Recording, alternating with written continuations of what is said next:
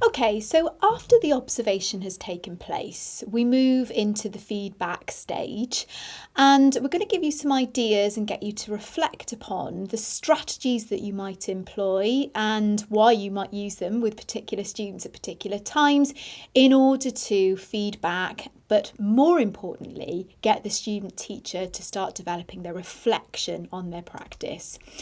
So I'd like you to consider now 4 possible approaches to feedback, and which maybe best describes the approach that you use if you've got one that you use commonly.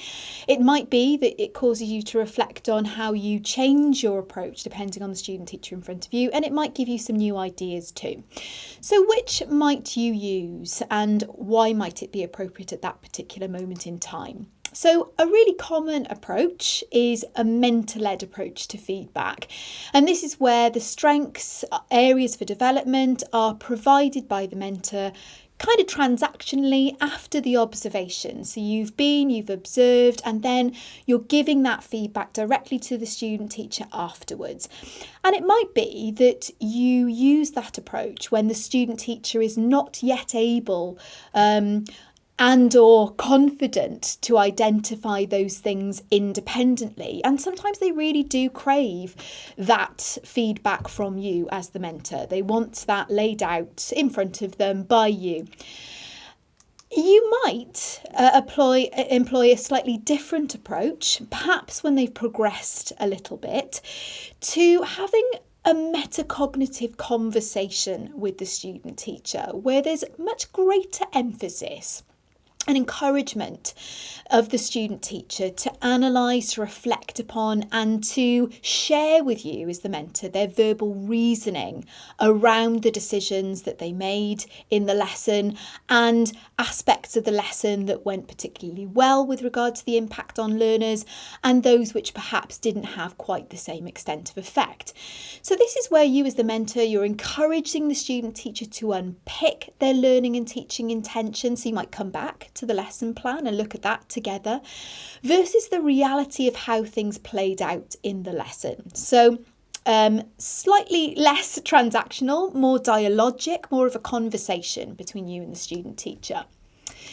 Then we've got delayed feedback conversations, and I'd like to refer you back to the point that I made earlier in this suite of videos about perhaps a student teacher who is more orientated towards being disabled by feedback at the start. Perhaps they get quite emotional after lesson observations, or they simply don't have the ability immediately after the observation to pinpoint what went well, and even better if perhaps they need time to reflect, to analyse, to comprehend what happened, to evaluate. So there you might allow the student teacher that time to independently work on that evaluation, think about it, and then come to you for the feedback conversation later on down the line. And perhaps they're coming to you with their thoughts about the lesson, with their evaluations, with their analysis. And then you're going through the process again through dialogue of sort of marrying those up with what you perceived to be the sort of merits, limitations, what was working, what was not working about the lesson.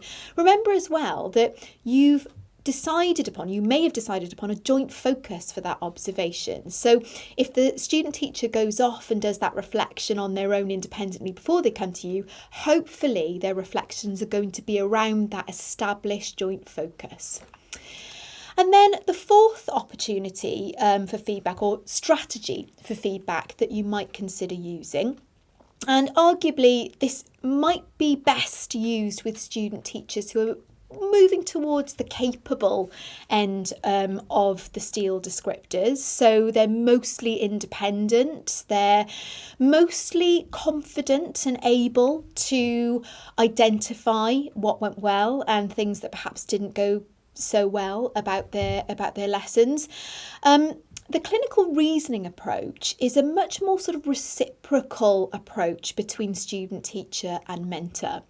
It's one which takes the student teacher through a series of questions, and this might be questions that mentor and student teacher are pondering together, which encourages them not only to really focus in on something really important that happened in the lesson observation, so can they pinpoint certain things that were really going to sort of be fruitful for them to reflect more deeply on, that are going to make a difference to the learners' outcomes and their practice later on down the line. Questions that encourage them to really demonstrate their comprehension of that particular focus. Questions that encourage them to seek evidence and to talk about evidence of impact.